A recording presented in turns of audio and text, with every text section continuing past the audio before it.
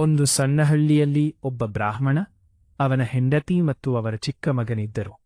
ಅವರ ಮನೆಗೆ ಒಂದು ಮಂಗೋಸ್, ನೇವಲು ಸಾಕುಪ್ರಾಣಿಯಾಗಿದ್ದಿತು.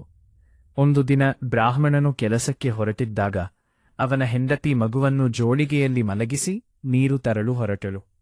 ಹೋಗುವ ಮುನ್ನ ಅವಳು ನೇವಲಿಗೆ, ನಾನು ಬರುವವರೆಗೆ ಮಗುವನ್ನು ಕಾಪಾಡು ಎಂದು ಹೇಳಿದಳು.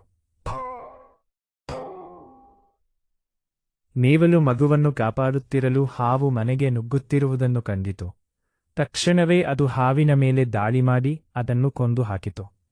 ಸ್ವಲ್ಪ ಹೊತ್ತಿನ ನಂತರ ಬ್ರಾಹ್ಮಣನ ಹೆಂಡತಿ ನೀರಿನ ಕುಡಿಕೆ ತೆಗೆದುಕೊಂಡು ಮನೆಗೆ ಬಂದಳು. ಆಗ ನೇವಲು ತನ್ನ ಬಾಯಲ್ಲಿ ರಕ್ತವಿಟ್ಟು ಸಂತೋಷದಿಂದ ಅವಳನ್ನು ಸ್ವಾಗತಿಸಿತು. ಅದನ್ನು ಕಂಡ ಹೆಂಡತಿ ಭಯದಿಂದ ನಡುಗಿಬಿಟ್ಟಳು ಮತ್ತು ನೇವಲು ಮಗುವನ್ನು ಕೊಂದಿದೆ ಎಂದು ತಪ್ಪಾಗಿ ಊಹಿಸಿದಳು.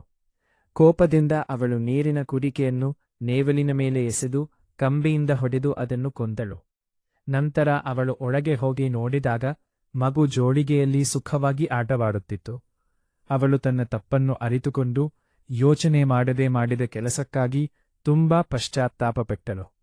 ನೀತಿ: ಪರಿಸ್ಥಿತಿಯನ್ನು ಸಂಪೂರ್ಣವಾಗಿ ತಿಳಿಯದೆ ತ್ವರಿತವಾಗಿ ಕ್ರಮ ಕೈಗೊಳ್ಳಬಾರದು.